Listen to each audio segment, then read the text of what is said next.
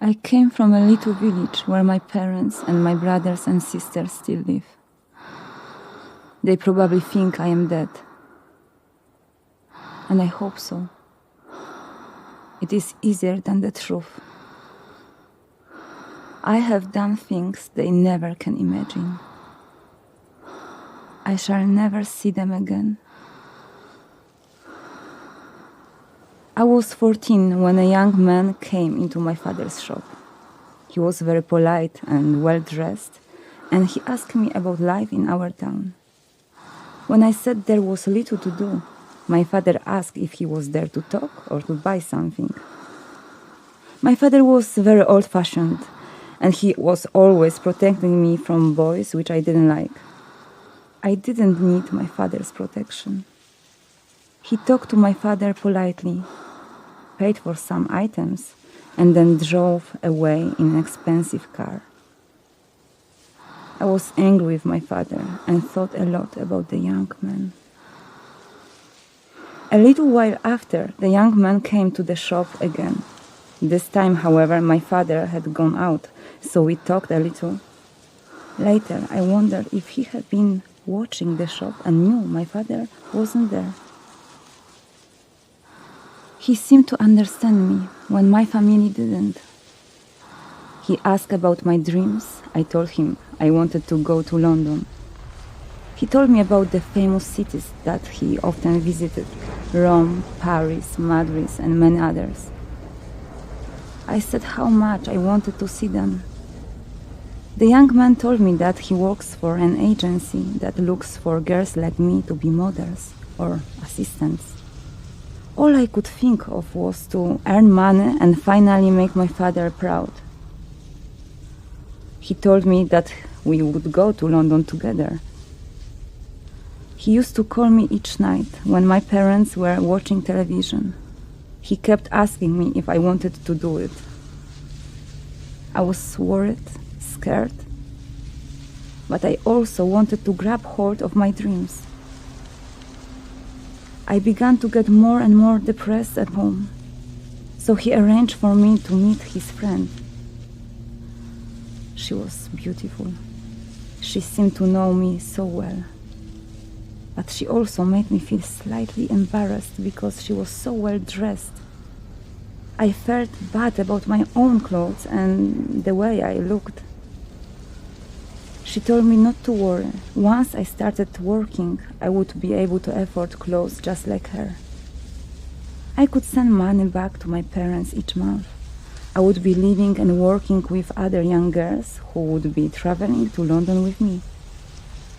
So one night I fled and ran away from my home, towards opportunity, towards possibly my dreams. The beautiful woman met me. She had got me a passport. She drove me to the coast. It took a long time. There we met the young men and the other girls that were also going to travel to London with us. That made me feel good. We followed the young man. He had our tickets and kept our passports. He said he needed to look after them. He spoke with the official and gave him something before we went onto the ship. It was first time I had seen the sea and my first time on a boat. I remember the smell of engine oil and of rotten food and unwashed clothes. Though the smell and movement on the boat made us feel sick, we were excited about what could happen at the other end. We finally arrived in England after many days.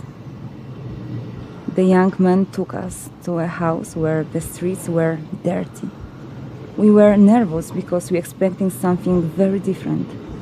When we entered the house, it smelled.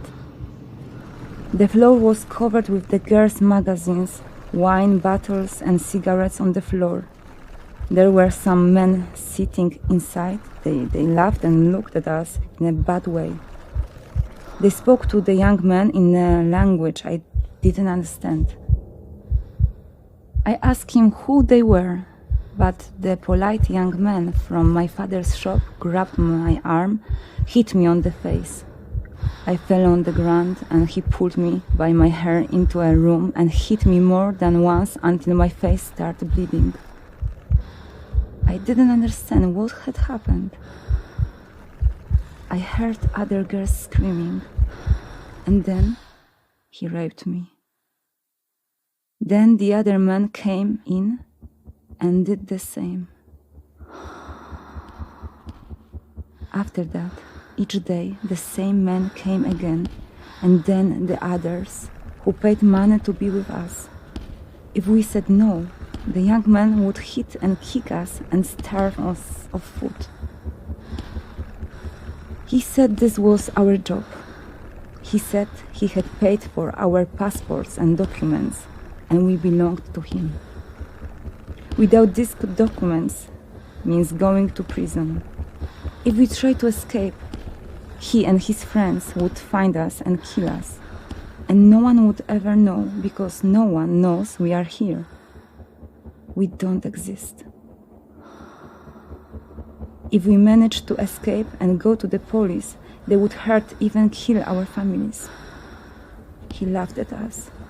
He asked what our parents and friends would say if they knew with how many men we had been with already.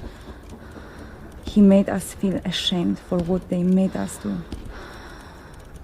It was another cruelty.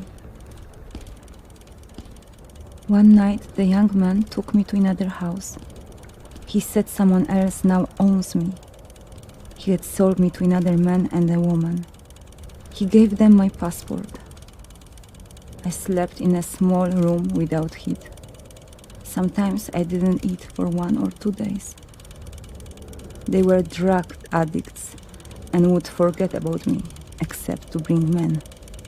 When there were no customers, the men would hit me and burn me with cigarettes and force me to do things. He said this was to make me remember he was the master. I was a hostage, and my only protection was to separate my body from my soul. I learned, if I am quiet and I do what I'm told, I won't be punished. I made no trouble, and after some time, the woman took me on trips to carry her shopping. It was wonderful to be away from my small cold room. After some time, she began to give me a little money for treats. One day, when the woman was looking at clothes, I saw a poster about the charity for women. I wanted them to help me, but I was frightened. But I found a telephone and I called the number. Though it was difficult for the woman on the telephone to understand me, I told her where I was. She said she was coming for me.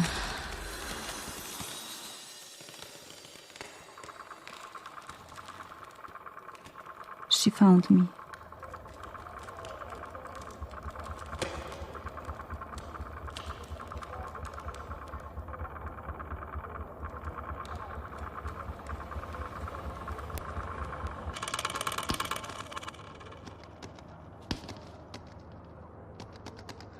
Now I work for this charity and help girls like me.